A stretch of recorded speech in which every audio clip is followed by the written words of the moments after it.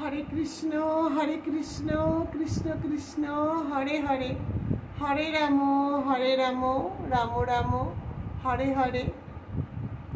বেঁচে থাকার চেয়ে ভালো থাকাটা বেশি কঠিন। কেন জানেন? কারণ হলো, যতদিন আমাদের আয়ু থাকবে ততদিন আমরা বেঁচে থাকব, কিন্তু যতদিন আমরা বেঁচে থাকব ততদিন আমরা ভালো থাকবো কিনা আমরা কেউ জানি না। তাই বলবো, জীবনে যা কিছু আছে সেটুকুকে নিয়েই সন্তুষ্ট থাকার নামই হলো সুখ। কারণ আমরা যখন অতিরিক্ত কিছু আশা করব, সেটা যখন পূর্ণ হবে না, তখন সেটা আমাদের মনের মধ্যে অশান্তি দেখা দেবে। আবার মনে রাখতে হবে যে সৎ কর্মে স্বর্গে বাস, আর অসৎ কর্মে সর্বনাশ।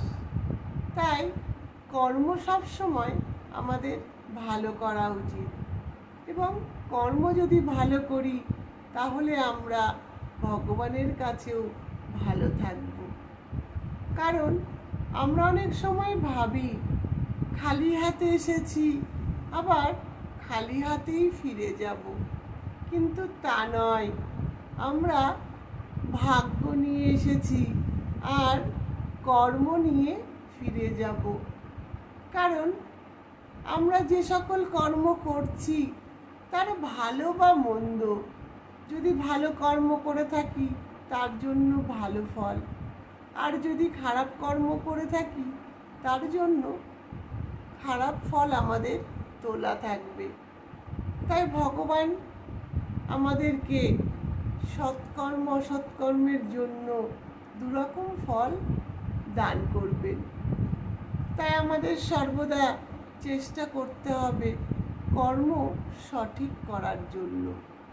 কারণ এই জগতে তো অনেক ধরনেরই কর্ম আছে, সৎ উপায়ে অসৎ উপায়ে। কিন্তু জানেন কি, সৎ উপায়ে যদি কর্ম করা যায় তাহলে জীবনে কখনো দুঃখ আসে না, কষ্ট আসে না। কারণ যদি আমরা সৎভাবে কাজ করি আমাদের মনে ভয় আতঙ্ক থাকবে না। আর যদি খারাপ উপায়ে বা কোনো অসৎ কর্ম করে থাকি তাহলে হয়তো প্রথমের দিক ভালো থাকলেও পরে কি হবে, ঠিক তার বিচার হবে।